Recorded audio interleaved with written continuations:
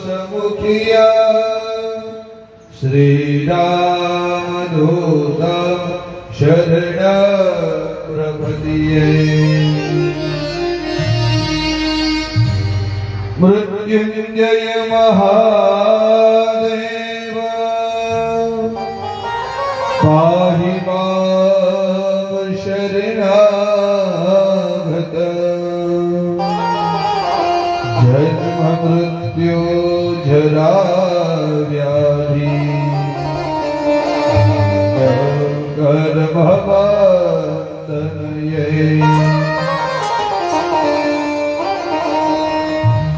आइए हनुमंत विराजिए राम सत्संग कथा करिमति अनुसार। प्रेम सहित दादा घारी धरो पधारिए पवन पुत्र हनुमान। राम कथा के रसिक तुम भक्त राजमति दी। आओ सुवासन घारी धरो पधारिए पवन पुत्र हनुमान। श्री गुरु चरण सरोज रज निज मन मुकुर सुधारी। वदनौ रघुवर विमल जसु जो दायक फलचारी। बुद्धिहीन तनु जानिके सुमिरो पवन कुमार। बल बुद्धि विद्या देव मोहि हरहु कलेश विकार।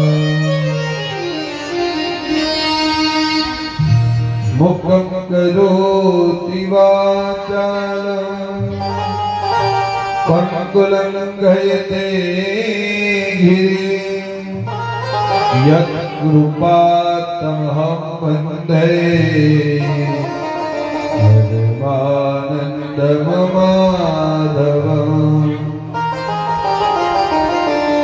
गुरु ब्रह्मा गुरु विष्णु गुरुदेवो महेश्वर। गुरु साक्षात् परब्रह्म तस्मै श्री गुरुवे नमः। हरे राम राम राम हरे हरे। हरे राम राम राम हरे हरे।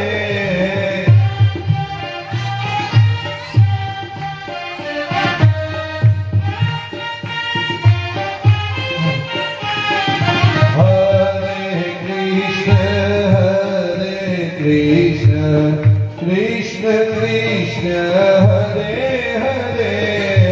हरे कृष्ण कृष्ण कृष्ण हरे हरे। भाव से गाइए।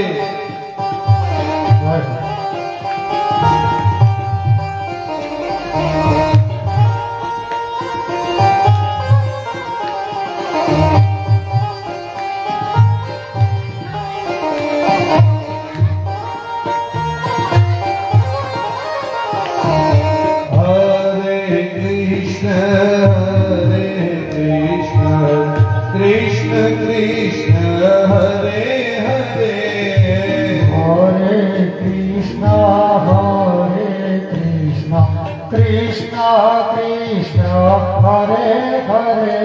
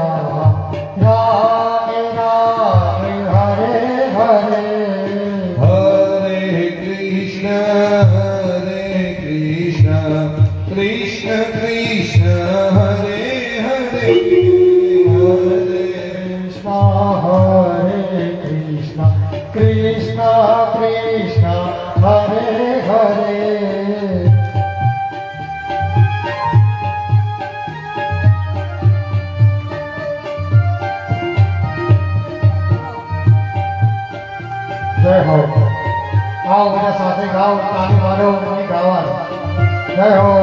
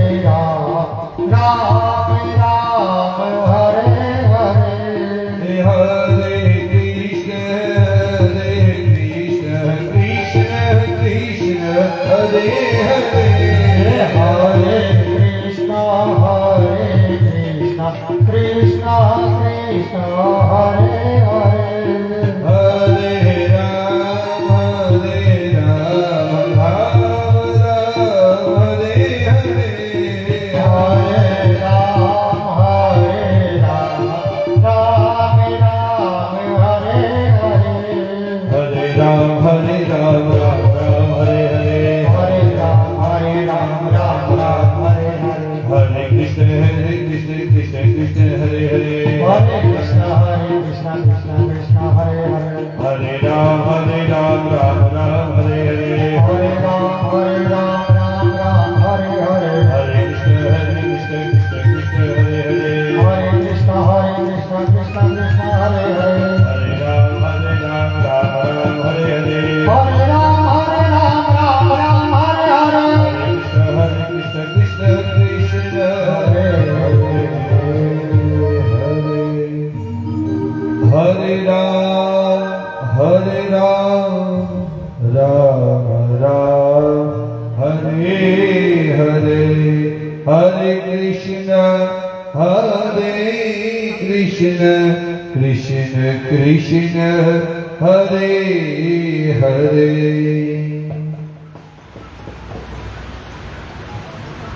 આજની તૃતીય દિવસની કથાના પ્રારંભ કરતા પહેલા કષ્ટભંજન દાદાના ચરણોમાં વંદન, રામચંદ્ર ભગવાનના ચરણોમાં વંદન કરી અહીંયા ઉપસ્થિત ભૂદેવના ચરણોમાં વંદન કરી મારા પરિવારના તમામ સદસ્યોના ચરણોમાં વંદન કરી ઉપસ્થિત માતાઓ, બહેનો, વડીલો, ભૂલકાઓ, યુવાનો તમામને ચરણોમાં વંદન કરી આજની કથાના પ્રારંભ કરતા પહેલા સૌને મારા જય શ્રી રામ, જય શ્રી કૃષ્ણ, હર હર મહાદેવ.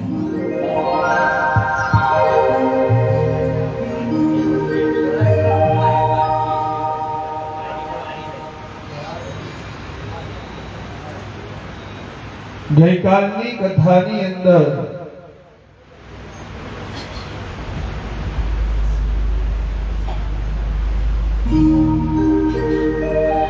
નારદજીના અહંકારને ઉતારવાની કથા આપણે શ્રવણ કરી.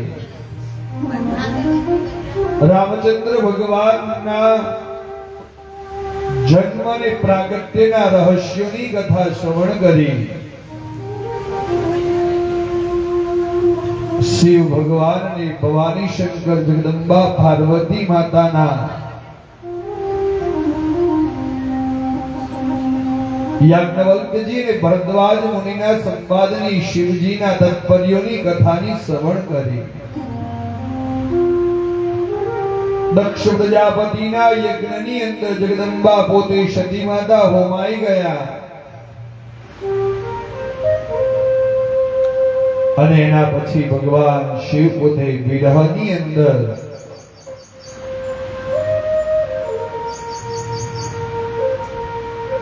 આમ તેમ બંનેની અંદર એ પોતે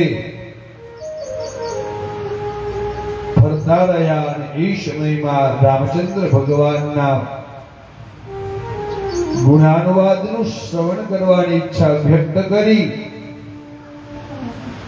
સૌપ્રથમ યાજ્ઞવલ્ક્યજીએ સુતજી પુરાણીઓને શિવ ભગવાનના ચરિત્રોની કથા શ્રવણ કર્યા પછી રામ ભગવાનના પ્રાગટ્યના રહસ્ય શું છે? માં જગદંબા પાર્વતી માતાને ભગવાનને પ્રશ્ન કર્યો કે પરબ્રહ્મનું રૂપ હોવા છતાં પણ એમને પોતાની સીતા માતાની શોધમાં આમ તેમ બંનેની અંદર ભટકવું કેમ પડ્યું? એના જવાબ ભગવાન શિવજીએ જગદંબાને આપ્યા.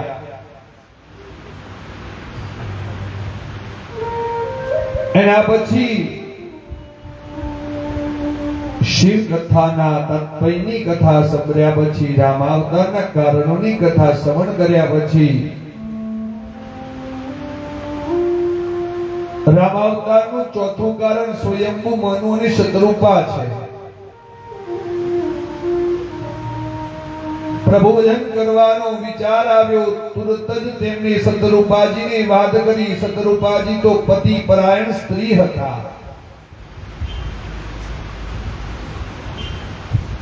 પતિ પરાયણ સ્ત્રી હોવાથી સદવિચારને વધાવી લીધો. પોતે પણ ભક્તિવાન હતા. પતિના વિચાર સાથે જ તુરત જ સંમત થઈ ગયા. મનુએ તે વિચારનો તત્કાલ અમલ પણ કર્યો. પોતાના પુત્ર ઉત્પાદને રાજગાદી સોંપી, નાના પુત્ર સત્યવ્રતને યુવરાજ પદે સ્થાપી, બંને રાજા રાણી સર્વસ્વનો ત્યાગ કરીને વિશ્યારણ્યની અંદર પધાર્યા. ઋષિ મુનિઓએ તેમનું સ્વાગત કર્યું. ત્યારે મનુ મહારાજે ઋષિ મુનિઓ સામે પોતાની ઈચ્છા પ્રગટ કરી, અમને ગુરુ મંત્ર આપો. ગુરુ મંત્ર આપી દીક્ષિત કરો. અમારે ભગવાનના દર્શન કરવા છે.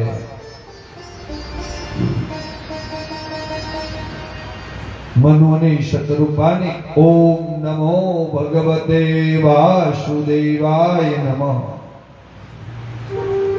આ દ્વાદશ અક્ષરના મંત્રોની દીક્ષા મળી. ત્યાર પછી બંને પતિ પત્ની એકાંત સ્થળે ભક્તિભાવથી મંત્રનો જાપ કરવા લાગ્યા. શું કામ એમને એકાંતવાસ પસંદ કર્યો? ભક્તિભાવ માટે બંનેની અંદર જ ગયા. તીર્થસ્થાનને જ પસંદ કર્યો. એમના પોતાના મહેલની અંદર પણ ભક્તિ તો કરી શકતા હતા, પણ એનું મુખ્ય કારણ એક જ છે કે તીર્થસ્થાનની અંદર આપણે કોઈ પણ જપ કર્મ કરીએ, મંદિરની અંદર કોઈ પણ જપ કર્મ કરીએ તો એનું 1000 ગણું આપણને ફળ પ્રાપ્ત થાય. એટલા માટે ત્યાં આપણને શુદ્ધ હવા, પ્રાકૃતિક વાતાવરણ અને આપણને સકારાત્મક ઉર્જાની પ્રાપ્તિ થાય છે. આ ઓમ નમો ભગવતે વાસુદેવાય નમઃનો જપ જે કોઈ પણ વ્યક્તિ કરે એ ભગવત કૃપા પ્રાપ્ત કરે છે પોતાના જીવનમાં.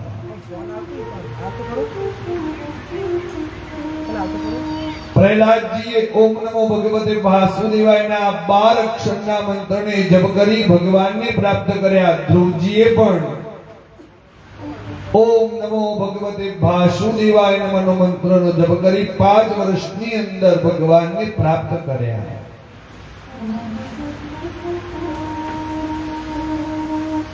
તમે પોતે પણ તમારા ઘરના કામ કરતા કરતા ભગવાનનું નામ લઈ શકો છો. તમારો પર જેના ઉપર શ્રદ્ધા અને વિશ્વાસ હોય એનું નામ લઈ તમે પણ ભગવાનનું નામ લઈ શકો છો. નવધા ભક્તિનો પ્રકાર છે. કર્મ કરતા જઈએ, ભક્તિ કરતા જઈએ, એમ આપણને આ સમયની અંદર સાનુકૂળતા રહે છે. આપણે કપડા ધોતી વખતે, વાસણ માંજતી વખતે, ઘરના અલગ અલગ કામ કરતી વખતે આપણે ભગવાનનું નામ લેતા જઈએ, કામ કરતા જઈએ ને તો આપણને સકારાત્મક ઉર્જા પ્રાપ્ત થાય, કામ કરવાની તાકાતની પ્રાપ્તિ થાય. ઓફિસમાં કામ કરતા હોઈએ, મન શુદ્ધ રાખી, ચિત્ત રાખી, મનમાં ભગવાનનું નામ ચાલતું હોય અને એક બાજુ આપણે કામ કરતા હોઈએ તો પણ એ ભક્તિનો એક પ્રકાર છે.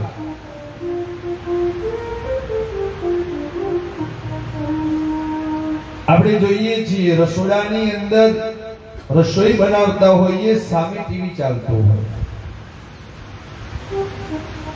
ટીવીની અંદર સિરિયલ ચાલતી હોય અને આપણે રસોઈ બનાવતા હોઈએ.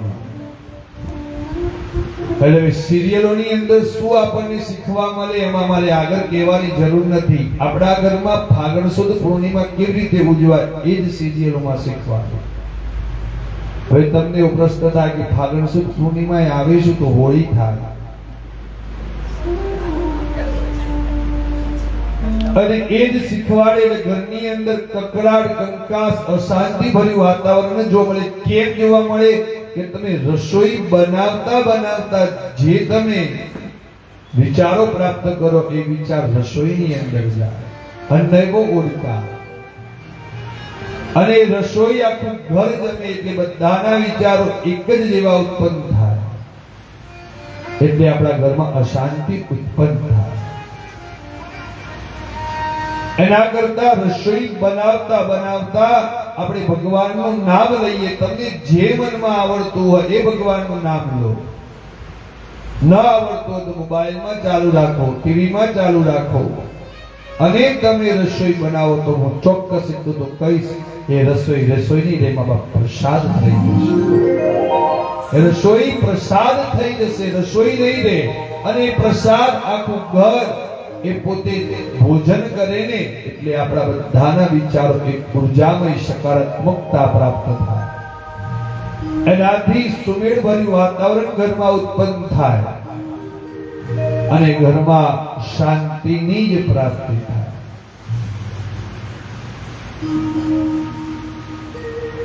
એટલે શતરૂપા અને મનો બંને જણા વન્યની અંદર જઈ ભગવાનનું નામ લેવાનો પ્રારંભ કર્યો. મંત્રને દીક્ષિત થયા. ઓમ નમો ભગવતે વાસુદેવાયનો મંત્ર આપ્યો. ભક્તિભાવથી મંત્રનો જાપ કરવા લાગ્યા. તેના ભોજનનો ત્યાગ થઈ ગયો, ફલાહાર ઉપર રહ્યા. આપોઆપ તેજાયું માત્ર જળ અને વાયુનો આહાર લઈ તપને આરાધન થવા લાગ્યા. પછી ધીમે ધીમે એમને એક પગે ઉભા રહીને તપ કરવાનો પ્રારંભ કર્યો. આરાધના શરૂ થઈ. દેવતાઓ ઇન્દ્ર પ્રેરિત ઘણા પ્રલોભનો આપ્યા, પરંતુ બંનેમાંથી કોઈને પણ પ્રલોભનની ચલિત થયા જ નહીં. આકાશવાણી થઈ કે હે રાજન મહારાણી શતરૂપા, તમારા તપથી આપના મનોરથ પૂર્ણ થાય. શું બોલો, શું આપું હું તમને? ત્યારે મનુ મહારાજ કહેવા માટે લાગે કે પ્રભુ આપના શબ્દોથી આનંદ થયો, પરંતુ સંતોષ નથી થયો. આપને જોગદાન જ આપવું હોય તો ભગવાન શિવજીના હૃદયમાં હંસ રૂપે બિરાજેલા આપ અમને રામ સ્વરૂપે દર્શન આપો.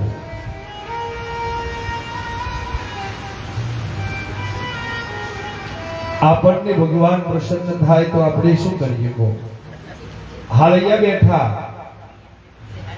ભગવાનના દર્શન થાય, ભગવાન પ્રસન્ન થાય કે માંગો એ તમને આપું વરદાનમાં, તો તમે શું માંગો? આ પામર જીવ, આ સંસારનો મનુષ્ય માગી માગીને ખાલી એટલું જ માંગશે કે મને ગાડી આપો, બંગલો આપો, પૈસા આપો. એનાથી વિશેષ તમે કઈ નહીં માંગી શકો. કેમ કે આપણે બધા માયાઓની વચ્ચે રહીએ છીએ. પણ સતરૂપાએ એવું કીધું કે તમે આપવું જ હોય તો મને રામના સ્વરૂપમાં દર્શન આપો, મારે બીજું કશું જ જોઈતું નથી. નરસિંહ મહેતાની ભગવાન પ્રથમવાર પ્રસન્ન થયા. દિવેટિયાનું રૂપ લીધું હતું. રાસ રમવાની હતી. રાસની અંદર દિવેટિયા લઈને ઉભા હતા. ત્યારે ભગવાનને જોડે શું માંગ્યું? એમને તો ભક્તિ માંગી, પૈસા ન માંગ્યા. કેમ કે એ મારા જોડે હશે, હું એની ભક્તિ કરીશ તો એ બધું મને આપવાનું જ છે. હું કોઈ સંખ્યાનું સ્થાન નથી. આપણે આ મંદિરના પગથિયા ચડીએ ને એટલે આટલું ઘણું મોટું લાંબુ લિસ્ટ લઈને ઉપર ચડતા હોય છે, બાકી આપણે આવતા જ નથી એના વિના. કેમ કે માણસ માત્ર સ્વાર્થી છે. ભગવાનના મંદિરમાં જાય તો કંઈક માગવા માટે જ જાય છે, એમને નથી જતો. આપણે પહેલા માંગીએ કે હે ભગવાન મારા દીકરાને સારી નોકરી આપજે, હે ભગવાન દીકરાની નોકરી પ્રાપ્ત થઈ જાય તરત કહીએ છોકરી આપજે, છોકરી મળી જાય તરત જ માંગણી કરીએ કે મને દીકરો આપજે, દીકરો આપજે. દીકરો પણ ભગવાને આપી દીધો પછી એમને કહીએ કે મારો દીકરો સાજો રહે, એને પણ સારું ભણે, સારી નોકરી મળે, સારી છોકરી મળે. આપણું લિસ્ટ પૂરું થવાનું. આ બધું જ આપણને પ્રાપ્ત થાય ખરું. ભગવાન આપી પણ દે, પણ આપણે શું કરી શકવાના છીએ? કેમ કે બધું તો એના જોડે છે, જન્મ અને મૃત્યુ એ તો બે એના જોડે છે. પણ હું તમને આજે વ્યાસપીઠ ઉપરથી એક વાત તમને કહેવા માંગુ છું કે ભગવાન જોડે જાઓ ને તો એક જ વસ્તુ માંગજો, શરીર માધ્ય ખલુ ધર્મ સાધનમ. હું જ્યાં સુધી જીવું ને આ પૃથ્વી પર ત્યાં સુધી મારું શરીર નિરોગી પ્રાપ્ત થાય, મારા શરીરમાં કોઈ પણ પ્રકારનો રોગ પ્રાપ્ત ન થાય, અને હું અંત સુધી તારી ભક્તિ કરતો રહું. બીજા નંબરમાં અંત સુધી મારું કામ હું જાતે કરતો રહું. મારા બાપ આ સુખમાં બધા જ સુખ આવી જાય. જો આપણું શરીર સારું રહે તો આપણે મહેનત કરી શકીએ, પરિશ્રમ કરી શકીએ, તો ઓટોમેટિક આપણને ભૌતિક સુખ પ્રાપ્ત થવાનું જ છે.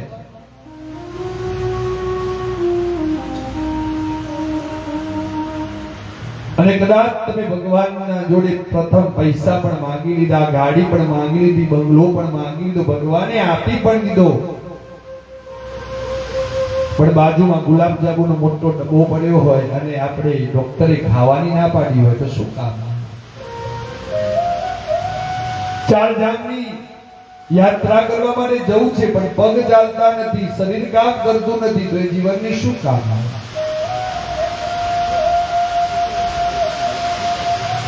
બીજા નંબરની અંદર આપણે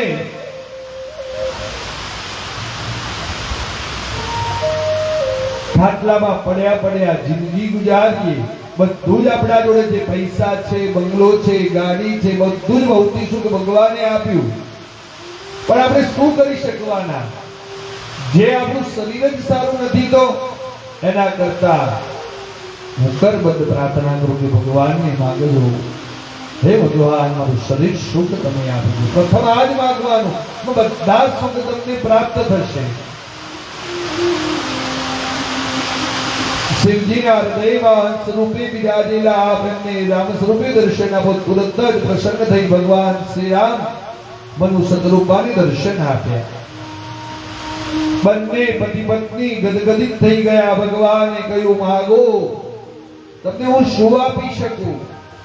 મનુ મહારાજે કહ્યું કે પ્રભુ આપના દર્શન એ જ અમને મળેલું વરદાન છે. હવે માંગવાનું કઈ બાકી રહેતું નથી, પરંતુ માનવ છીએ, સંસારી છીએ, એટલે એક ઈચ્છા છે, પ્રભુ આપ બીજો જન્મ થાય ત્યારે અમે બંને પતિ પત્ની થઈએ ને ત્યારે આપના જેવો જ અમારા ત્યાં પુત્ર જન્મ થાય. ભગવાને તથાસ્તુ કહ્યું.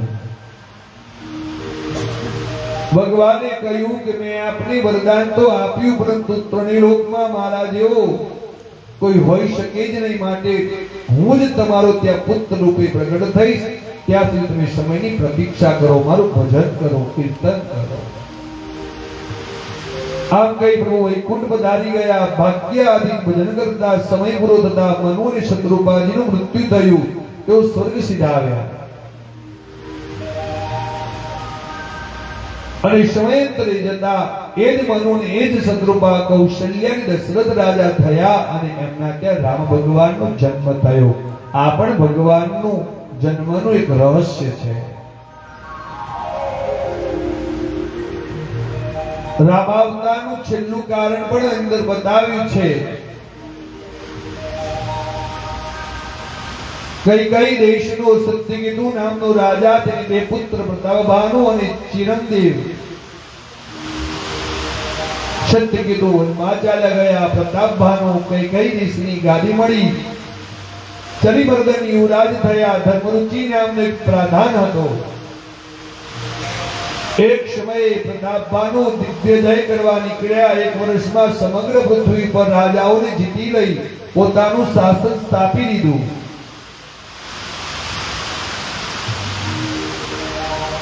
પ્રતાપભાવની પ્રજાનું કલ્યાણ ઘણા કર્યા, યજ્ઞો કર્યા, તીર્થોના જીર્ણોદ્ધારો કરાવ્યા. ધર્મ કાર્ય કરે તે વાસુદેવને અર્પણ કરે છે.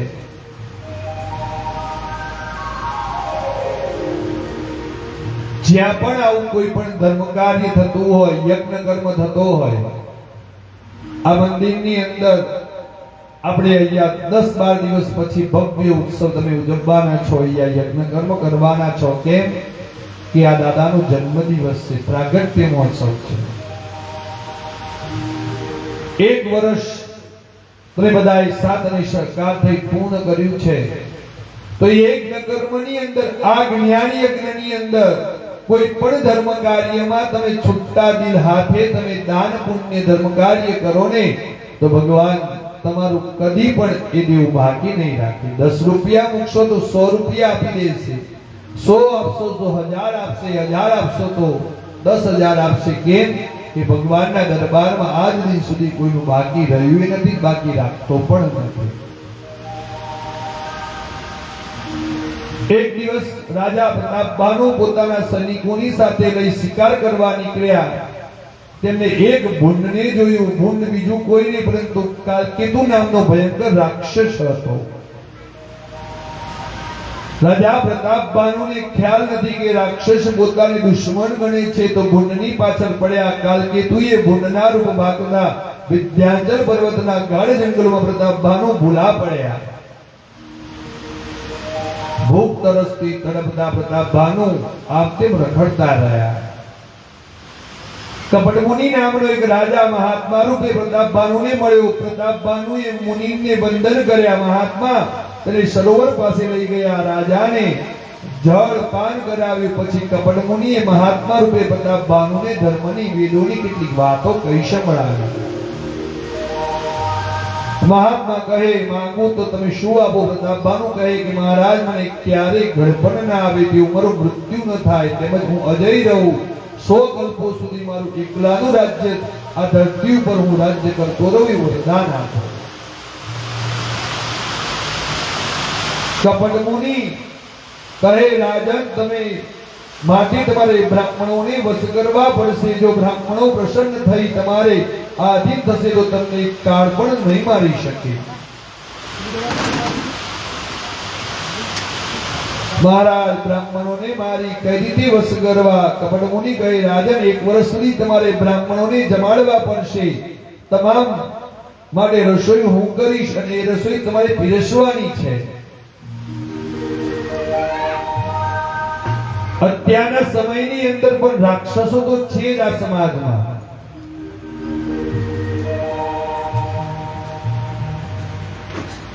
પહેલાના જમાનામાં સિંગડાવાળા રાક્ષસો આવતા, હસતા હસતા મોટેથી રાક્ષસો આવતા, એટલે આપણને ખબર પડી જતી કે રાક્ષસો આયા. અને અત્યારના હાલના સમયની અંદર દરેક સમાજમાં, દરેક જગ્યાએ રાક્ષસો છે, પણ એમને સિંગડા નથી, એટલે આપણે ઓળખી શકતા નથી. આખું ગામ જમતું હોય, 5 થી 6,000 10,000 માણસના લાડવા બનતા હોય, દાળના તપેલા ઉકળતા હોય. અત્યારના કયા રાક્ષસો છે એનું હું તમને ઉદાહરણ આપું છું. અત્યારના સમયમાં, આજના સમાજમાં અત્યારે હાલ બધી જગ્યાએ રાક્ષસો છે, નથી નહીં એવું નથી. 5 થી 10,000 માણસોની રસોઈ બનતી હોય, આખું ગામ જમતું હોય, લાડવા બનતા હોય, દાળ ઉકળતી હોય, શાક બનતું હોય, અને કોઈનું સગુવાલું કે કોઈનું સંબંધી આજુબાજુ ન હોય, એની સાચવી દઈને 5 મણ 6 મણ મીઠું બધામાં નાખી દે, ભેળવી દે ને, અને સત્કાર્ય અને ધર્મ કાર્ય બગડે, એના માટે કાંઈ જીવનમાં રાક્ષસ નથી. ઈર્ષાવૃત્તિ અને અહંકાર આ જગતની અંદર કલિકાલમાં એવો મોટો રાક્ષસ જ છે. તમારા જોડે બેસીને તમારા પાછળ પીઠ પાછળ ઘા કરતો હોય એનાથી મોટો કોઈ રાક્ષસ નથી. તમારા જોડે બેસી તમારા વખાણ કરે, તમારું સારું બોલે, એનાથી મોટો કોઈ રાક્ષસ નથી.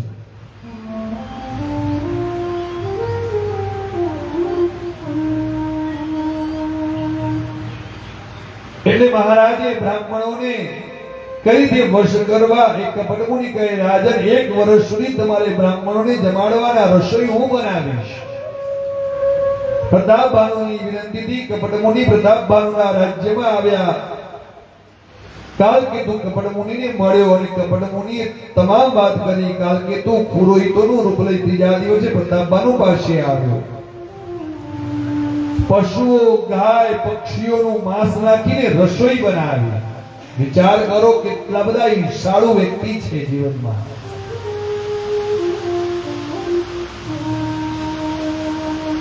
દસ 10,000 બ્રાહ્મણો જમવા બેઠા. પ્રતાપભાનુ આ કપટની જાણ નથી. પ્રતાપભાનુ તો રાજા છે, ભક્તિવાન છે, એને તો બ્રાહ્મણોને જમાડવા છે, એટલે તો એને ખુશી છે. પણ રસોઈ માંસથી બનેલી છે. 1000 બ્રાહ્મણો જમવા બેઠા. પ્રતાપ ભાનુને આ કપટની જાણ થઈ. તેઓ વિશ્વાસ રસોઈ પીરસવા લાગ્યા. આકાશવાણી થઈ કે, હે બ્રાહ્મણો, આ રસોઈ અભક્ષ્ય, અભક્ષણથી ભ્રષ્ટ થયેલ છે. એને આરોગશો નહીં, નહીતર ભ્રષ્ટ થઈ જશો. બ્રાહ્મણો તુરત જ ઉભા થઈ ગયા. પ્રતાપ ભાનુને શ્રાપ આપ્યો. ભગવાને કહ્યું કે બ્રાહ્મણો, મેં તમને ભ્રષ્ટ ભોજન કરવાની ના કહી, તમારે ઘેર જતા રહેવાનું કહ્યું, પરંતુ રાજાને શ્રાપ આપી બેઠા. હવે તે શાપ વશ એ રાક્ષસ થશે, તમને ખાઈ જશે.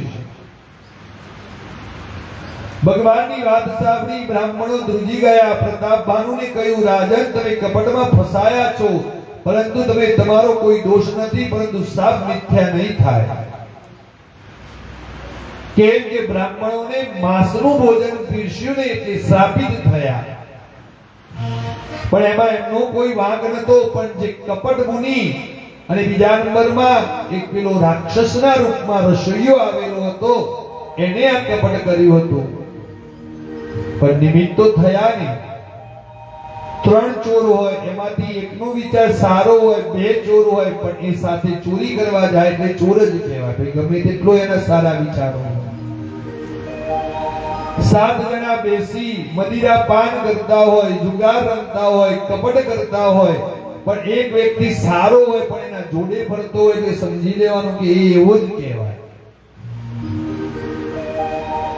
એમ ભૂલ તો અમને કરી જ છે, એટલે એમને શ્રાપ મિથ્યા નહીં થાય. 1 વર્ષમાં તમારા રાક્ષસ કુળનો તમારા સહિત નાશ થઈ જશે. રાક્ષસ થશે, તમારી પાસે બધો વૈભવ હશે, પણ બળ હશે ત્યારે તમને મારવા માટે ભગવાનનો અવતાર લેવો પડશે.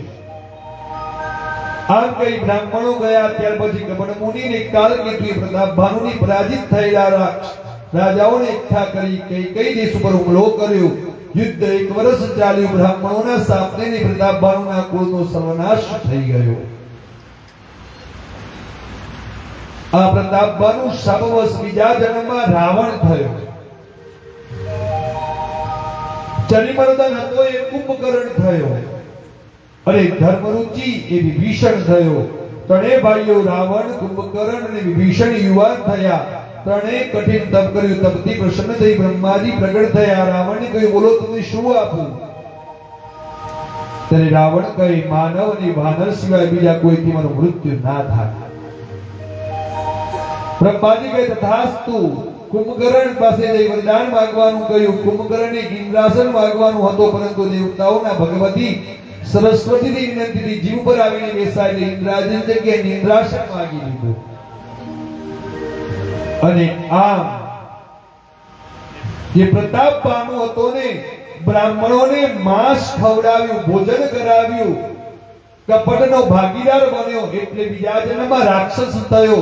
અને આ રાવણનો ઉદ્ધાર કરવા માટે અને વરદાન પ્રમાણે ભગવાન રામને પણ અવતાર લેવો પડ્યો હતો. એ પણ આ ભગવાનના રહસ્યનું વર્ણન છે.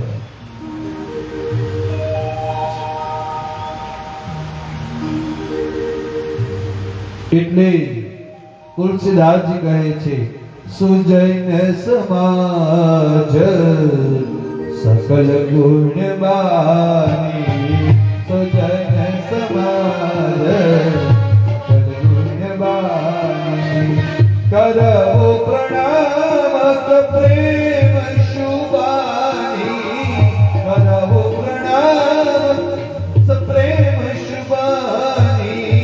શ્રી રામ જય રામ જય જય રામ, શ્રી રામ જય રામ જય જય રામ.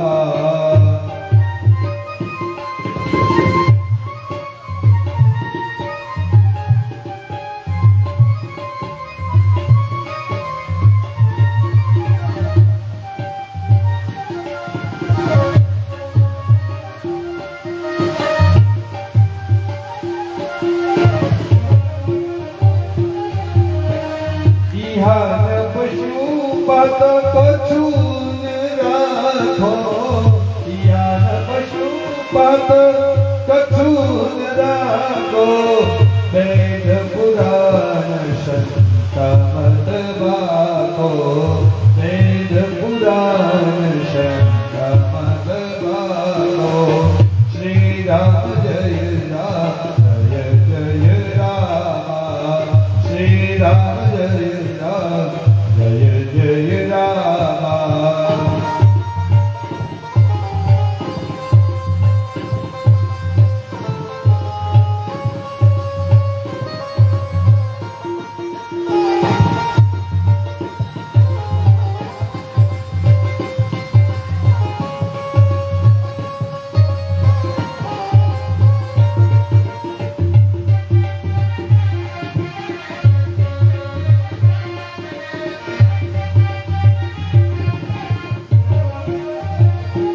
બોલો શ્રી રામ જય રામ જય જય રામ, શ્રી રામ જય રામ જય જય રામ, શ્રી રામ જય રામ જય જય રામ, શ્રી રામ જય રામ જય જય રામ, શ્રી રામ જય રામ જય જય રામ, શ્રી રામ જય રામ જય જય રામ.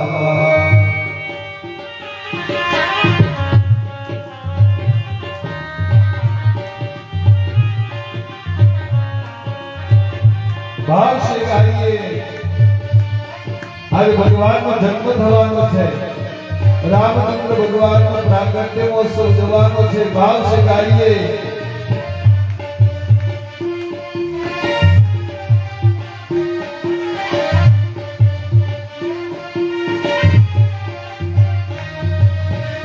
सो जानम तत संग प्रभावो, सो जानम तत संग प्रभावो, लोक भेदन आन उपाहो, लोक भेदन आन हो. श्री राम जय राम जय जय राम, श्री राम जय राम जय जय राम, श्री राम जय राम जय जय राम. સંસારમાં જે વ્યક્તિને મહાનતા મળી છે તે સર્વ સત્સંગનો પ્રભાવ બતાવે છે. આ જગતમાં કોઈ પણ વ્યક્તિ મહાન બને છે તો એમાં આધ્યાત્મિક ચેતના ભાગ ભજવે છે, ભગવાનની ચેતના ભાગ ભજવે છે, તો જ એ વ્યક્તિ પોતાની મહાનતા પ્રાપ્ત કરી શકે છે.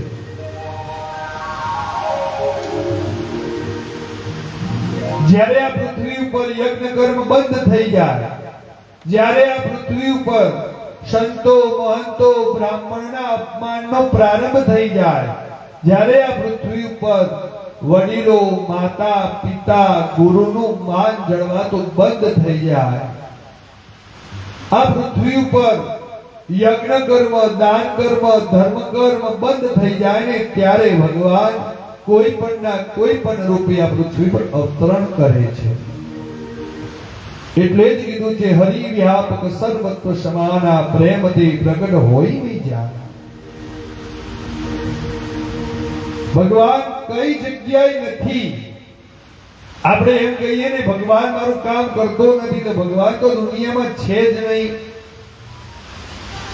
તમે રાત્રે સૂઈ જાઓ છો ને ત્યારે તમને ખબર નથી કઈ અવસ્થામાં તમે સૂવો છો, તો પણ હૃદય બંધ નથી થતું, એ તો ધબકતું જ રહે છે. તો ભગવાન નથી તો એ હૃદય ધબકતું કોણ રાખે છે? ભગવાન ક્યાં નથી? ભગવાન અત્ર તત્ર સર્વત્ર વ્યાપેલા છે. પ્રહલાદના પિતા શ્રી હિરણ્યકશ્યપુએ પૂછ્યું કે તારા ભગવાન નારાયણ છે ક્યાં? એટલે પ્રહલાદજીએ જવાબ આપ્યો મારા ભગવાન ક્યાં નથી એમ તો કહો. તો ક્યાં છે બતાય. તો કે આ થાંભલા રહ્યા, ગમે તે કોઈ પણ થાંભલાની અંદર મારા ભગવાન છે, મહેલની અંદર મારા ભગવાન છે, રૂમમાં મારા ભગવાન છે, આ દીવો પ્રગટે છે ત્યાં ભગવાન છે. અને એના પિતાશ્રીએ એક થાંભલાને ગદાથી પ્રહાર કર્યો ને એમાં નૃસિંહ ભગવાન પ્રાગટ્ય થયા હતા. એટલે ભગવાન અત્ર તત્ર સર્વત્ર વ્યાપેલા છે.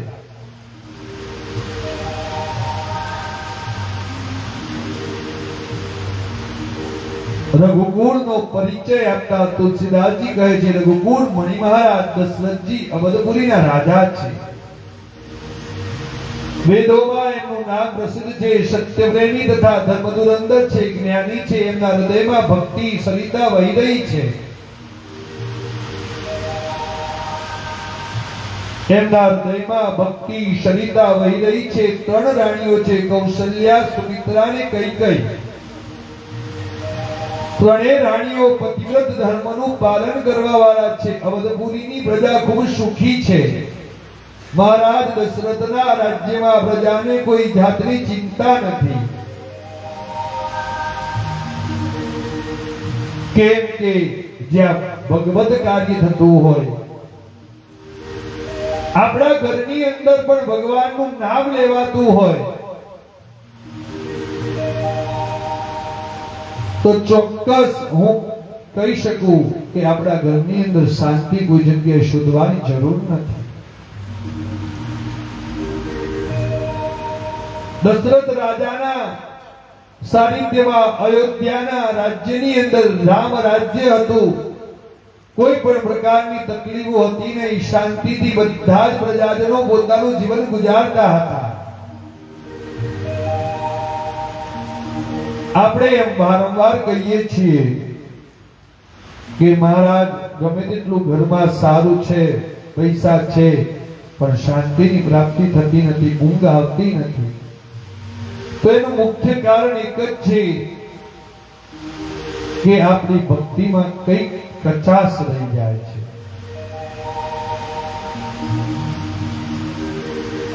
ઘરની અંદર પવિત્રતામાં કંઈક કચાશ રહી જાય છે, તો જ આપણને આ બધી જ તકલીફો આપણને અનુભૂતિ થતી હોય.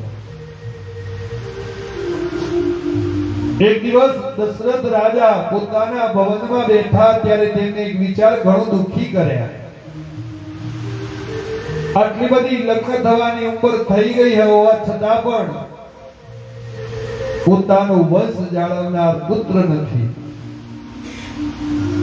અવધની ગાદીનો વારસ નથી. મારે એવો તો કેવો કર્મ હશે, એવા કયા પાપ હશે કે મને પુત્રની પ્રાપ્તિ નથી થતી?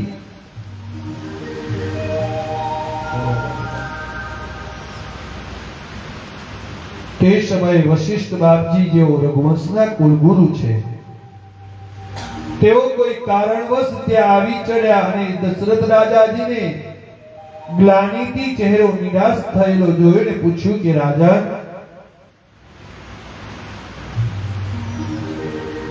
આપના ચહેરા ઉપર ચિંતાની રેખા છે. આપણા ઘરે પણ આપણા દીકરાના લગ્ન થાય 4-5 વર્ષ 3 વર્ષ થઈ જાય અને વંશ ન રહે એટલે આપણે ઘણી બધી બાધાઓ રાખીએ છીએ, ઘણા બધા પ્રયાસો કરીએ છીએ, ઘણું બધું કરીએ છીએ કેમ કે આપણને આપણા વંશની ચિંતા રહે છે. એમ રાજા દશરથને પણ એવી ચિંતા થઈ કે આ અવધપુરીનો વંશ કેવી રીતે આવશે, શું કરવાથી આવશે, એની ચિંતાથી એમનું મુખારવિંદ નિરાશ હતું. બાપજી, પુત્ર સુખ નથી, શું મારો વંશ આટલેથી જ અટકી જશે? આ અવધની ગાદી તેનો વારસ વગર સૂની પડી રહેશે? ત્યારે વશિષ્ઠ બાપજીએ અવધરેશને સાંત્વના આપી. ધીરજ ધરો રાજન, જે વાત હું તમને કહેવાનો હતો તે જ વાત તમે કહી રહ્યો છું રાજન. તમારે એક નહીં બલકે 4 પુત્રોની પ્રાપ્તિ થશે,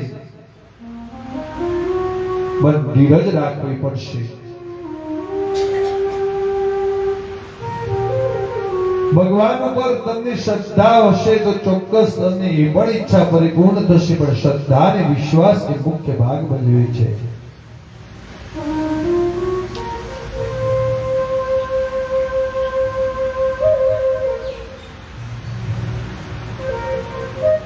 હે રાજા, એ પુત્ર કોઈ સામાન્ય નહીં હોય, પણ ત્રિભુવનનો ઉન્મત્ત કરનાર, સમસ્ત બ્રહ્માંડને અવલોકિત કરનાર, ધરતીનો ભાર ઉતારનાર, ભક્તોને ભયને હરનાર, ત્રણેય રઘુવંશની કીર્તિ ચાર લગાડનાર એ 4 પુત્રો હશે. અને તેના માટે મહારાજ તમારે પુત્ર પ્રાપ્તિ માટે કામેષ્ટી યજ્ઞ કરવો પડશે. કે પુત્ર કામેષ્ટી યજ્ઞ કરવાથી તમારા ઘરે 4 પુત્રોની પ્રાપ્તિ થશે. જો ભગવાન જેવા ભગવાનને પણ અહીંયા અવતરણ થવા માટે યજ્ઞની અંદર જરૂર પડતી હોય, યજ્ઞ કર્મની જરૂર પડતી હોય, ધર્મની જરૂર પડતી હોય, તો આપણે તો સામાન્ય માનવી છીએ મારા બાપ. આપણે દવાખાનાની અંદર ડોક્ટર જેટલા કહેશે એટલા પૈસા આપણે આપવા તૈયાર થઈ જઈશું, પણ આપણા ઘરમાં નાની એવી સત્યનારાયણની કથા કરાવી હશે, યજ્ઞ કરાવવો હશે, ધર્મ કાર્ય કરાવવો હશે, પૂજા કરાવી હશે, તો આપણે ઘણા બધા અચકાઈશું.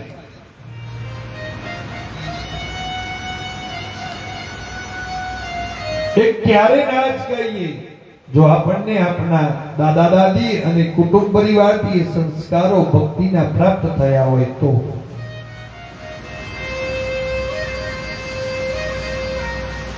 ભગવાનને પણ અવતરણ કરવા માટે એમનું એવું કુક, એવી મા જગદંબાનું સ્વરૂપ જોઈએ, તો જગદંબાનું એ કુકથી, એના શરીરથી એક તત્વ બળ પર બ્રહ્મનો જન્મ થાય. ભગવાનને તો જન્મવું તો છે, પણ એવું કોઈ પાત્ર નથી અત્યારે. એ પાત્ર ક્યારે થાય? તો યજ્ઞનો પ્રસાદ એના શરીરમાં જાય ત્યારે એવું તત્વ બળ, એ પરબ્રહ્મનું રૂપ ઉત્પન્ન કરવા માટે એનું શરીર તાકાતવાન, તેજસ્વીવાન થાય.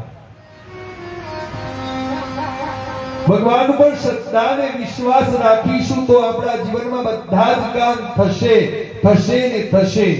મેં કાલની કથામાં પણ આ જ વાત કરી હતી તમને. જો દશરથ રાજાને પણ પુત્રની પ્રાપ્તિ માટે આટલો બધો પરિશ્રમ, મહેનત, આટલી બધી રાહ જોવી પડતી હોય તો આપણે તો સામાન્ય માનવી છીએ.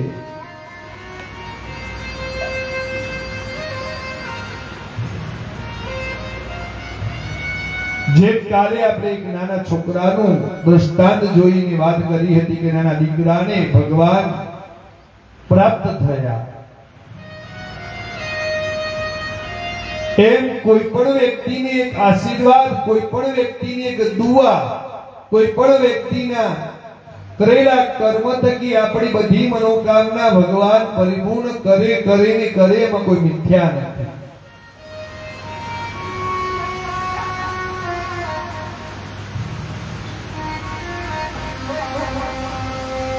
એક દિવસ એક ગામની અંદર એક ડોક્ટરનો પરિવાર રહેતો. આ ડોક્ટરના પરિવારને કેટલોય સમય વ્યતીત થઈ ગયો હતો, પણ એના ઘેર પુત્રની પ્રાપ્તિ થતી હતી નહીં. ભગવાનને રોજ યાદ કરે, એની પત્ની પણ ભગવાનની રોજ વ્રતો કરે, ઉપવાસો કરે, ગમે તેટલી બધી બાધાઓ રાખી, પણ પુત્રની પ્રાપ્તિ થતી હતી નહીં.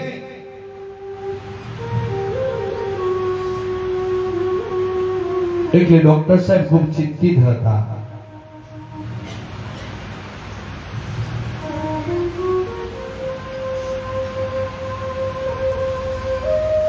એક સાધુ સંત એ ડોક્ટર સાહેબને મળ્યા અને સાધુ સંતના ચરણોમાં પડી અને ડોક્ટર સાહેબ કહેવા માટે લાગ્યા કે મારા ઘરે બધા જ સુખ છે, ભૌતિક સુખની કોઈ જરૂર નથી, પણ મારો વંશ વેલો આગળ વધે ને એવો કોઈ પુત્ર અથવા પુત્રી નથી, મારે કોઈ પણ બાળક નથી, મને એવી કૃપા કરો, એવું કંઈક રસ્તો બતાવો એનો. ત્યારે સાધુ મહાત્માએ એની ઝોલીમાંથી પ્રસાદ આપ્યો અને કીધું કે તમે બંને જણા આ પ્રસાદ તમે ગ્રહણ કરજો, તમારા ઘરે ચોક્કસ પુત્રની પ્રાપ્તિ થશે. જો ભગવાન કેવી પરીક્ષા કરે છે, ભગવાન એમને કોઈ પણ વસ્તુ આપણને સીધે સીધું પ્રાપ્ત નથી કરતા. ઘરે જઈ એ પ્રસાદ એની પત્નીને આપ્યો, એને પણ આરોગ્ય. સમય જતા એના ઘરે ખૂબ સમય પછી એના ઘેર ભગવાનની કૃપાથી, ભગવાનની દયાથી પુત્રની પ્રાપ્તિ પણ થઈ ગઈ.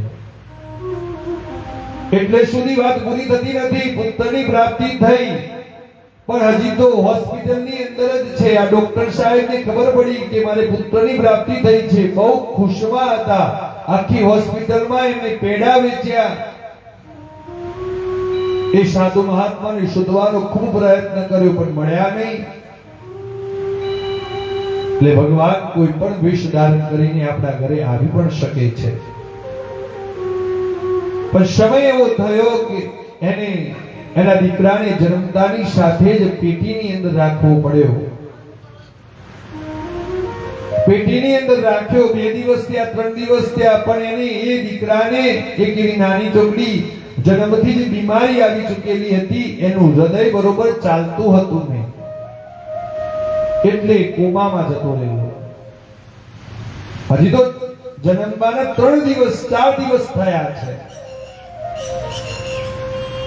અને આ બાજુ ડોક્ટરે બધા જ એના જેટલા સંબંધિત ડોક્ટરો હતા એમાં બધાનો એમને કોન્ટેક્ટ કર્યો, પણ કોઈ ડોક્ટરની દવા કામમાં આવી નહીં ને નિરાશ થઈ ગયો. એ નિરાશ થયેલો કોઈ પણ વ્યક્તિ ક્યાં જાય તો ભગવાનના દરબારમાં જાય. આપણને તકલીફો આવે, આપત્તિ આવે ને ત્યારે ભગવાન આપણને યાદ આવે. એટલે કબીર કહે છે ને કે કોઈ પણ વ્યક્તિ દુઃખમાં જ ભગવાનને યાદ કરે છે, દુઃખમાં જ સુમિરન કરે ને કોઈ. સુખમાં ભગવાનને આપણે ભૂલી જઈએ છીએ. ડોક્ટર જેવો ડોક્ટર પણ ભગવાનને આજીજી કરવા માટે લાગ્યો. નિરાશ અવસ્થાની અંદર હતો. એની પત્નીને હાથમાં હાથ રાખી અને કહેવા માટે લાગ્યો કે બધું ભગવાનના ભરોસે છે. હવે ડોક્ટર ઘરે ગયા, નાઈ ધોઈ સ્નાન કરી, ભગવાનની પ્રાર્થના કરી અને ડોક્ટર સાહેબના મનમાં એમ થયું કે લાવ આજે હું મારા ક્લિનિક જાઉં. 7 દિવસ થઈ ગયા છે, ક્લિનિક ગયો નથી. ત્યાં ગામડામાં કોઈ દવાખાનું નથી, કોઈ બીમાર પડશે તો એની દવા કોણ કરશે? એટલે ડોક્ટર સાહેબ આ વાતને સાઈડમાં રાખી પોતાનું ધર્મ બજાવવા માટે, પોતાની ફરજ બજાવવા માટે ક્લિનિક ખોલ્યું. હવે દુઆ, કોઈકના આશીર્વાદ કેટલા કામમાં આવે છે એની હું વાત કરી રહ્યો છું. આ ડોક્ટર સાહેબ ક્લિનિક ગયા. ક્લિનિક જેવું ખોલ્યું એટલે સામે રોડનું કામ ચાલતું હતું. ઝુંપડપટ્ટીમાં રહેતી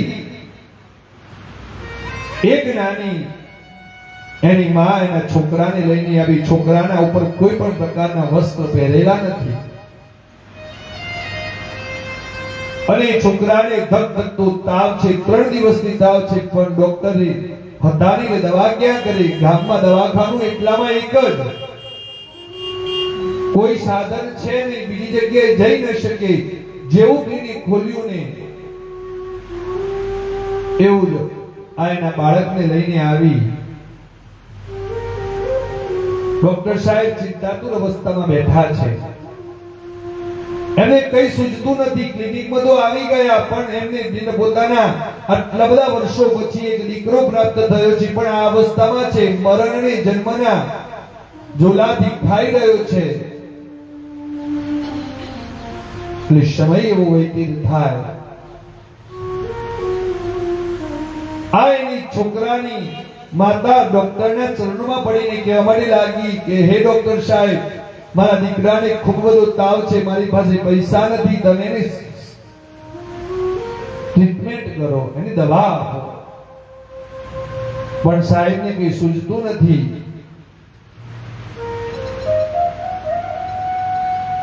એટલે કહે છે કે તું કાલે આવજે, હું તને કાલે દવા આપીશ. અત્યારે મારું મન માનતું નથી. બહુ આજીજી કરી, છેવટે અંતે કશું મનની અંદર કઈ સૂઝ્યું નહીં. એટલે ડોક્ટર સાહેબના મનમાં એમ થયું કે લાવ હવે ક્લિનિક ખોલ્યું છે, પણ મગજમાં કઈ સૂઝતું નથી. બધા પેશન્ટો આવશે, હું દવા નહીં આપી શકું, એના કરતા બંધ કરીને ઘરે જાઉં અથવા દવાખાનામાં જવું, મારી પત્નીના જોડે હું સમય વ્યતીત કરું, એવો નિર્ણય લીધો. બહુ વિનંતી કરી અને પછી કહે છે,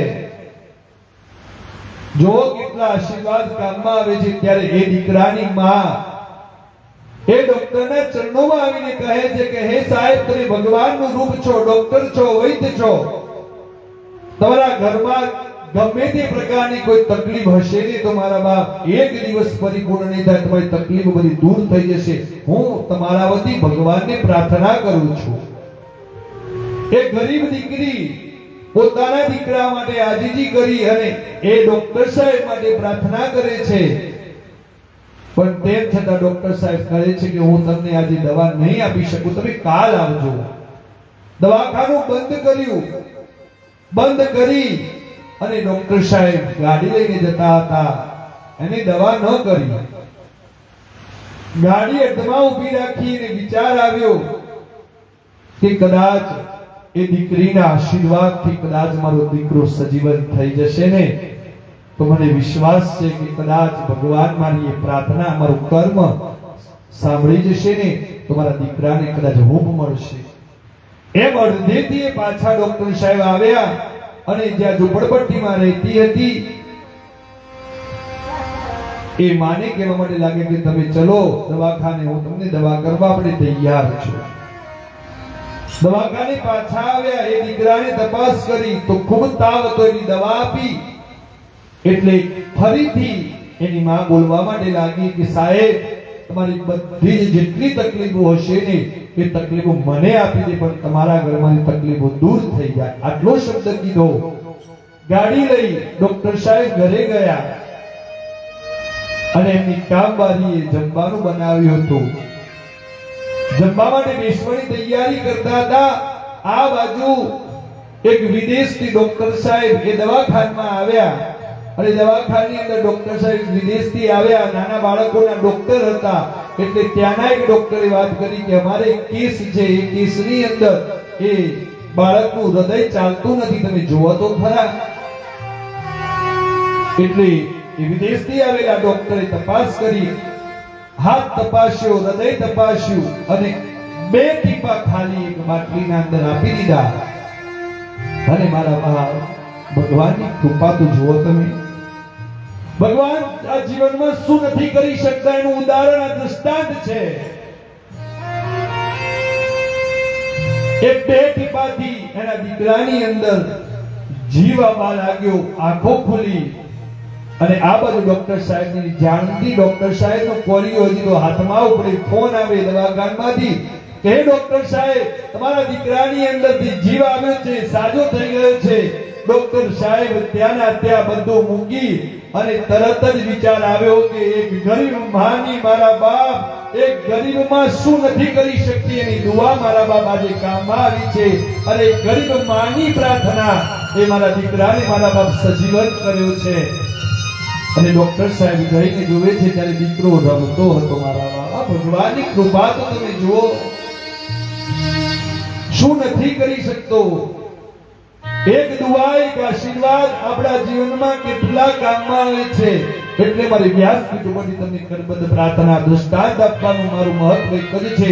કદાચ ભગવાને તમારા ઘરની અંદર કોઈ પણ વસ્તુની કમી રાખી છે ને, તો એનું કારણ એક જ હોય કે કદાચ તમને વધારે આપવાનું એને મન થાય તો કદાચ આપી દઉં ને, કદાચ દીકરો તમને આપી પણ દે જલ્દીથી, પણ એ દીકરાને મોટો થતા એને કે નુકસાન થવાનું હોય તો એટલે ના આપવાનું હોય તો જીવનમાં સકારાત્મક વિચારો લાગે છે. મારા બાપ, ડોક્ટર જેવા ડોક્ટરને પણ આટલું બધી પીડા સહન કરવી પડી અને એક ઝુંપડપટ્ટીમાં રહેતી એક દીકરાની માની અંદરની વેદનાના આશીર્વાદ ભગવાનને સાંભળવા પડ્યા અને ભગવાને ડોક્ટરનું રૂપ લઈને આવવું પડ્યું અને દીકરાની મારા બાપ સજીવન કરવો પડ્યો. એનાથી કોઈ મોટી ભક્તિ હોઈ શકે?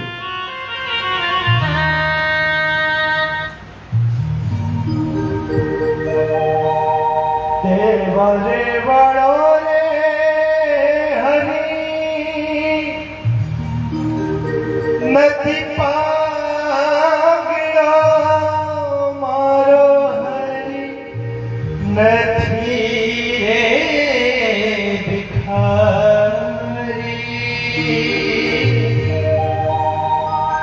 હે જીવન અખંડ રોજી હરીના હાથમાં વાલો મારો જુએ છે વિચાર.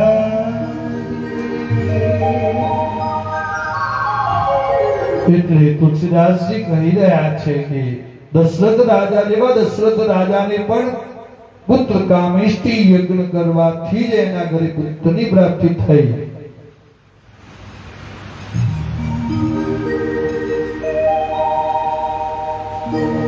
કોઈ પણ કાર્ય તમે શ્રદ્ધા અને વિશ્વાસથી કરો ને તો ભગવાન તમારી વાત સાંભળેમાં કોઈ મિથ્યા નથી.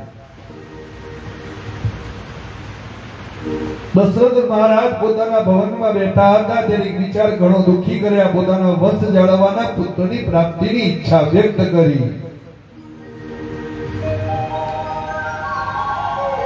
મહારાજ, તમારે પુત્ર કામેષ્ટી યજ્ઞ કરવો પડશે. મહારાજ દશરથ સંમત થયા. વશિષ્ઠ બાપજીની આજ્ઞાથી પુત્ર કામેષ્ટી યજ્ઞ કરવાનો નિર્ણય થયો. શૃંગી ઋષિને આમંત્રણ આપી બોલાવ્યા. તેને યજ્ઞના આચાર્ય બનાવવામાં આવે. શૃંગી ઋષિએ યજ્ઞનો આરંભ કરાવ્યો. પૂરી ભક્તિભાવથી બ્રાહ્મણો દ્વારા આહુતિઓ અપાઈ. જ્યારે છેલ્લી આહુતિ અપાઈ ત્યારે યજ્ઞ કુંડમાંથી યજ્ઞ નારાયણ પોતે પ્રગટ થયા. હાથમાં ચરુ હતો અને પ્રસાદનો ચરુ વશિષ્ઠજીને આપતા યજ્ઞ નારાયણ કહેવા માટે લાગ્યા, આ પ્રસાદ દશરથજીને આપજો અને કહેજો કે તેઓ ત્રણેય રાણીઓને યોગ્ય પ્રમાણે પ્રસાદ વહેંચી આપે. આમ કહી યજ્ઞ નારાયણ અંતર ધ્યાન થઈ ગયા.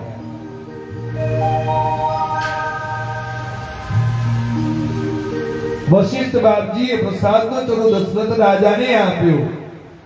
મહારાજ પ્રસાદ લઈ રાણીઓના ભવનમાં આવ્યા અને પછી વિચિત્ર લાગે તેવી રીતે દશરથ મહારાજે રાણીઓને પ્રસાદની વહેંચણી કરી. પ્રસાદનો અડધો ભાગ મહારાણી કૌશલ્યાજીને આપ્યો. પછી અડધા ભાગના 2 ભાગ કર્યા. પરંતુ મહારાજ કૈકેયીના સ્વભાવને જાણતા હતા. તેથી તેને યુક્તિ કરી જેથી કૈકેયીએ ખોટું ન લાગે, કારણ કે સુમિત્રાજી કૈકેયીનો દરજ્જો સમાન હતો.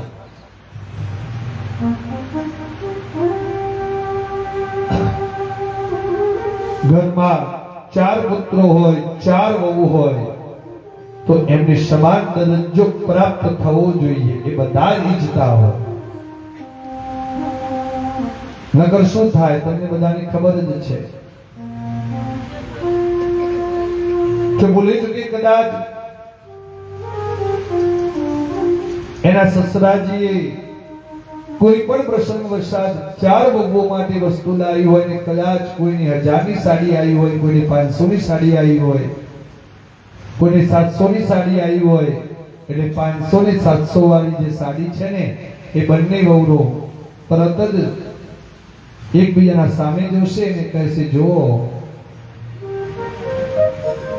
મોટી વહુની કેવી બોલાબોલ છે એને 1000 ની સાડી આપી. એટલે દશરથ રાજાને કૈકેયીની ખબર હતી કે એનો સ્વભાવ કેવો છે, કેમ કે ચારે ચાર રાણીઓનો દરજ્જો સમાન હતો.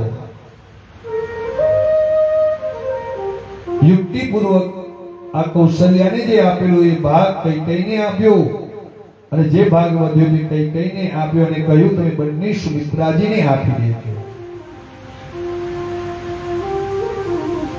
સુમિત્રાજીનું બંને રાણીઓના હાથે બહુમાન કરાવી બંને રાણીઓએ એક એક ભાગ સુમિત્રાજીને આપ્યો. ત્યારે સુમિત્રાજી ખૂબ જ પ્રસન્ન થયા. કહેવા લાગ્યા કે જો અગર પ્રભુ કૃપાએ મારા 2 પુત્રો થશે તો મારો એક પુત્ર કૌશલ્યાજીના પુત્રની સેવામાં હું આપી દઈશ અને બીજા પુત્રને કૈકેયીના પુત્રની સેવામાં હું આપી દઈશ. હરી ઈચ્છાએ બન્યું પણ એ જ કૌશલ્યાએ એક પુત્ર થયો, કૈકેયીને પણ એક પુત્ર થયો, સુમિત્રાજીને 2 પુત્ર થયા. કેમ કે ભગવાનની કૃપા સિવાય આ જગતમાં કશું થતું જ નથી. ભગવત કૃપા વિના આ જગતમાં કંઈ પણ થતું નથી. આ પુત્રકામેષ્ટિ યજ્ઞ એ પણ એક ગુરુની કૃપા, ભગવાનની કૃપા અને એમનો યજ્ઞનો આશીર્વાદ જ હતો. એટલે તમને પણ કોઈ પણ યજ્ઞનો આશીર્વાદ પ્રાપ્ત થાય, પ્રસાદી પ્રાપ્ત થાય ને એ પ્રસાદનો અનાદર ન કરવો. એ પ્રસાદનો અનાદર એ આપણા જીવનની અંદર ઘણી બધી તકલીફોને ઉત્પન્ન કરે છે. પ્રસાદનો મતલબ શું થાય? કેમ આપણને પ્રસાદ છેલ્લે જ આપવામાં આવે? પહેલા આપી દઈએ તો પછી મહારાજ સિવાય બીજું કોઈ જોવા ના મળે. સત્યનારાયણની કથા હોય, સત્યનારાયણની અત્યારના સમયની અંદર કથા પહેલા સાંભળવા માટે કથા થતી હતી. કથાનું મહત્વ હતું. અત્યારે સત્યનારાયણની કથા શેના માટે થાય? મહાપ્રસાદ માટે. અમુક લોકો તો પેલા મહારાજ એક અધ્યાય ઘંટડી વગાડે ને ઘંટડી ગણતા જાય. ત્રીજી ને ચોથી ઘંટડી આવે એટલે ખબર પડી જાય કે 5મો અધ્યાય નજીક છે, હવે આપણે જઈએ દીવો લઈને. અને હજી તો કથા ચાલુ પણ નહીં થઈ હોય અને ગરદણી કહે છે કે મારા જલ્દી પૂરું કરજો, હો મહાપ્રસાદ ઠંડો થઈ જશે. એટલે આપણે કથા સાંભળવા માટે નહીં પણ પેલો મહાપ્રસાદની અંદર જીવ ભરાઈ જાય છે અને એના માટે જ આપણે આવીએ છીએ. આ યજ્ઞનો પ્રસાદથી આ 4 પુત્રોની પ્રાપ્તિ થવાની હતી. યજ્ઞના પ્રસાદથી. એટલે પ્રસાદનું મહત્વ એટલે પ્રાર્થના, સાદ એટલે અંતરના નાદથી કરેલી ભક્તિ અને ભક્તિ રૂપી પ્રાર્થના ભેગી થાય ને ત્યારે એક ભગવાનનો તત્વબળ પ્રસાદ આપણને પ્રાપ્ત થાય. એટલે પ્રસાદનો મતલબ ભગવાનના આશીર્વાદ થાય. અને પ્રસાદ નો અનાદર ન કરવો, પ્રસાદ જૂઠો મૂકવો નહીં. કોઈ પણ ના ત્યાં ભોજન કરવા માટે તમે જાઓ ને અન્નનો બગાડ કરો એ મોટામાં મોટું પાપ છે. પ્રસાદ માપ અનુસાર લેવો એ પણ શાસ્ત્રની અંદર કીધું. આપણા વડીલો કહેતા કે પ્રસાદ તુલસીના પત્તા જેટલો લેવા, પણ અત્યારના સમયમાં એટલો આપણને કશું થાય નહીં. પણ જેટલો આપ્યો હોય ને એટલો માપ અનુસાર લઈએ ને એટલું સારું લાગે. અમે તો દરેક ગામડાઓની અંદર દરેકના ઘરે પ્રસાદ વેચલા જોયા છે, લેતા પણ જોયા છે. સત્યનારાયણની કથાઓમાં અમુક જણને એવી ટેવ હોય કે પોતાનો પ્રસાદ તો ત્યાં બેઠો બેઠો શાંતિથી પૂરો કરી દે. અને પછી જે એનું ચાલુ થાય કે મહારાજ પાછા અમને કે ગરદનીને ન કે મહારાજ તમે કોને એમને કે મારા બાજુમાં પાડોશીનો પ્રસાદ આપે, મારા બાનો પ્રસાદ આપે, મારા દાદાનો પ્રસાદ આપે, એમ કરી 7-8 બડિયા ભેગા કરી પ્રસાદ ઘરે તો લઈ જાય, પણ જેના માટે માંગ્યો છે એને પ્રસાદ મળે જ નહીં. એ બીજા દિવસથી સાંજ સુધી એ જ પ્રસાદ ખાય. અને પછી આપણે કહીએ કે હું સત્યનારાયણની કથામાં જઈને આવી, એ પ્રસાદ નથી લીધો, તમે એ શીરો જ ખાધો. પ્રસાદ મહાપરુષાર લો, પ્રસાદને જૂઠો મૂકવો નહીં, એનો અનાદર કરવો નહીં, નીચે પડી ન જાય એનું ધ્યાન રાખવું. એવો આ પ્રસાદ દશરથ રાજા બધી જ રાણીઓને સરખા ભાગે વેચી અને પછી પોતાના મહેલમાં જાય છે. એટલે તુલસીદાસજી રામાયણની અંદર કહે છે કે કોઈ પણ વસ્તુ પર વિશ્વાસ તમે રાખો ને તો તમારું કામ થાય. વિશ્વાસ નહીં એટલે જ રામાયણને 3 આંખો બતાવી છે. આપણી 2 આંખો તો ખરી, પણ ત્રીજું નેત્ર શંકરને છે એટલે એટલી જાગૃત જીવન તત્વ છે. વિશ્વાસ એ અંધ નથી, જ્યારે શ્રદ્ધા અંધ હોવાનો સંભવ છે.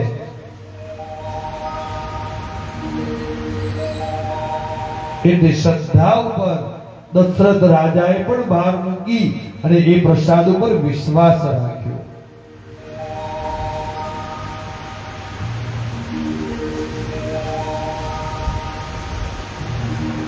જે આપણે સત્સંગ કરી રહ્યા છીએ, સત્સંગનો મતલબ જ થાય કે સદવિચાર સદકર્મનો જે સંગ રાખી અને ભગવાનનું નામ લઈએ અને સત્સંગ કહેવાય. સત્સંગના પ્રભાવે દુષ્ટ જનના અંતરના ઊંડાણમાં રમતી સદભાવના જાગૃત થાય છે. જેને આ રામાયણની રચના કરી એ વાલ્મીકી ઋષિ, એ ઋષિ ક્યારે થયા? પહેલા તો વાલિયા લૂંટારા તરીકે ઓળખાતા, પણ એક સત્સંગ, એક ભગવાનનું નામ આપણું જીવન માર્ગમાં બદલી નાખે છે. એ બધા જ પોતાના જીવન દરમિયાન જેટલા એના રસ્તામાં આવતા એટલા બધા લોકોને લૂંટવાનું એ વાલિયો લૂંટારો કામ કરતો. પણ એક દિવસ એવો સમય આવ્યો કે નારદ મુનિ મળ્યા. નારદ મુનિ કહેવા માટે લાગ્યા કે તમે આ શું કામ આ બધું કામ કરી રહ્યા છો? એટલે કે મારા ભરણ પોષણ માટે, મારા બાળકો ખુશીથી રહી શકે, મારી પત્ની ખુશીથી રહી શકે, એટલા માટે બધું કામ કરું છું. તો ત્યારે કહેવા માટે લાગ્યા કે તમારી પત્નીને, તમારા બાળકોને કદી પૂછ્યું છે ખરું કે હું જે કામ કરું છું એનાથી સંતુષ્ટ છે કે નહીં, પ્રસન્ન છે કે નહીં?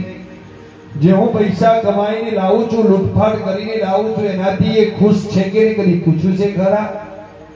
એટલે કે ના, એ મારે હું કામ પૂછવું પડે? એટલે કીધું કે તમે ઘરે જઈને પૂછજો,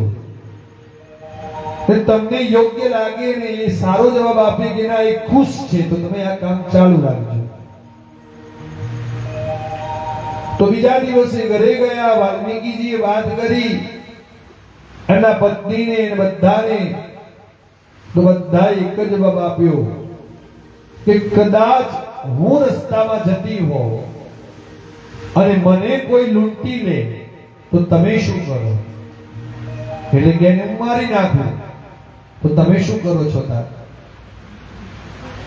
તમે આવતા જતા દરેક વ્યક્તિને તમે લૂંટો છો, તમે હેરાન પરેશાન કરો છો, મારો છો, અને પછી તમે ધન દોલત લાવીને એમને આપો છો, એનાથી મેં ખુશ નથી.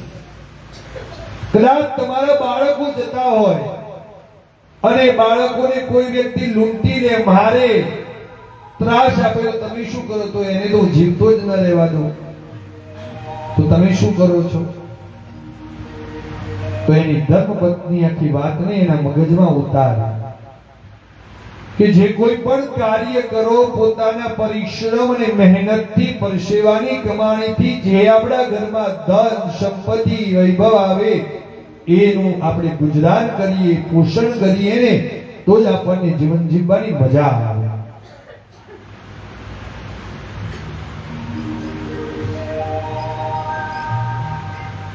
આ બધી વાત બતાવી અને પાછા ત્યાં એની જગ્યા ઉપર ગયા ત્યારે નારદજી મુનિ પાછા મળ્યા. બોલો, તમારી પત્ની તમારા બાળકોએ શું કર્યું? ખુશ છે તમારાથી? એટલે કહેવા માટે લાગ્યા કે ના મહારાજ. એ તો એ કહેવા માટે લાગ્યા કે કદાચ એ જ વસ્તુ મારા ઉપર થાય તો તમે શું કરો? ત્યારે મને વાત સમજાય કે હું જે કામ કરું છું એ ખરાબ કાર્ય છે. તો હવે તમે જ રસ્તો બતાવો કે મારે શું કરવું.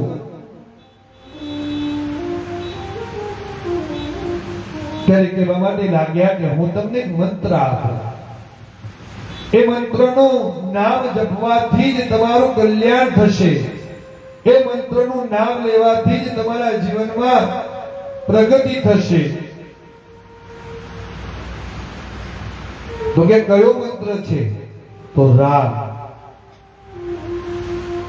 રા બોલવાથી મોઢું ખુલી જાય, મ બોલવાથી મોઢું બંધ થઈ જાય. આ રા અને મ એ શબ્દ આપણા શરીરની અંદર બે વસ્તુ આપે છે. એક આપણને સકારાત્મક ઉર્જા આપે છે. રા બોલવાથી મોઢું ખુલે, સકારાત્મક ઉર્જા ઉત્પન્ન થાય. મ બોલવાથી મોઢું બંધ થઈ જાય અને સકારાત્મક વિચારો ઉર્જા આપણી બોડીને અસર કરે અને આપણાથી સારું કર્મ થાય.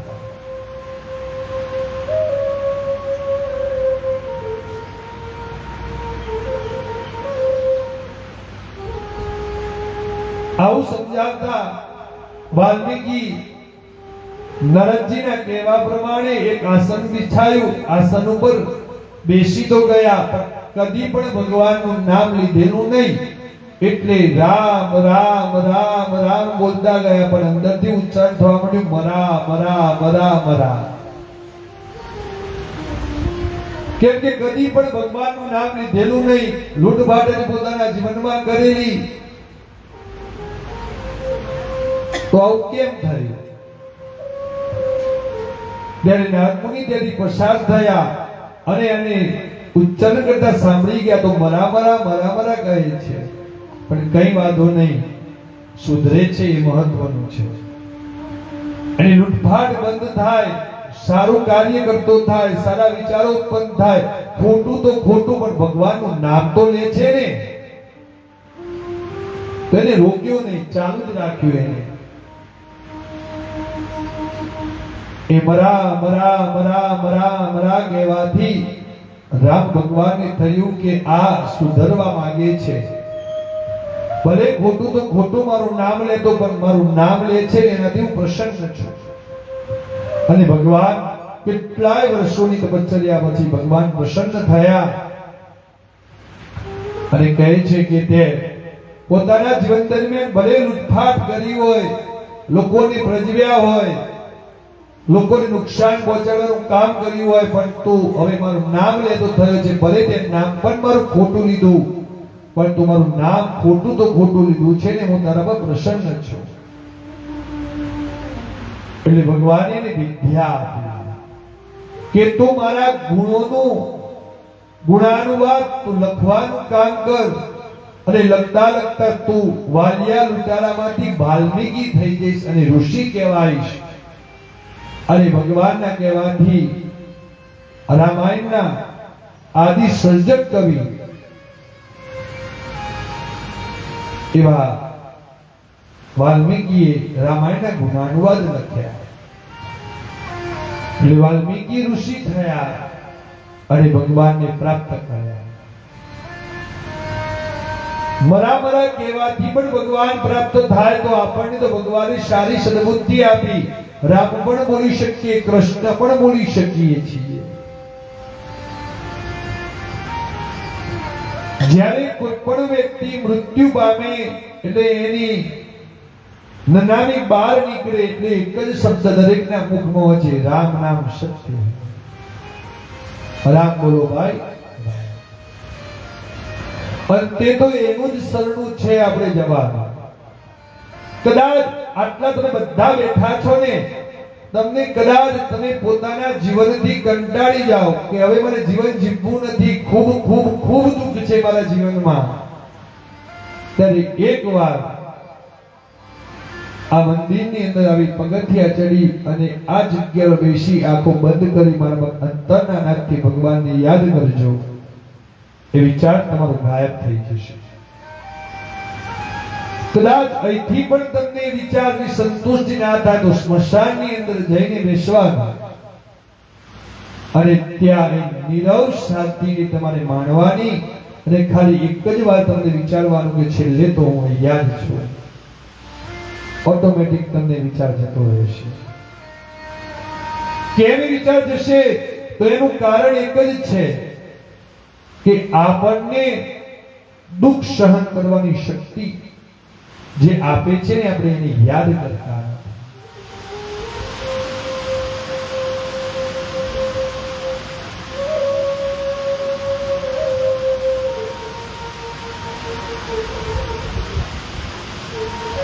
શ્રી રામના નામને વંદન કરવાથી અગ્નિ, સૂર્ય, ચંદ્રનું કારણ છે.